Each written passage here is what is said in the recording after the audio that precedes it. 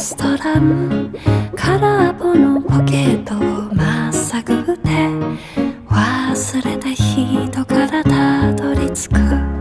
予約は一つもありません。森の小さなレストラン、空席だらけのランチ時、小鳥がパタパタ笑ってる。チュルチュンチュンチュンチュンチュンチュルチュン、チュルチュンチュンチュンチュンチュンチュルチュン、チュルチュンチュンチュンチュンチュンチュルチュン、チュルチュンチュンチュンチュンチュンチュルチュン。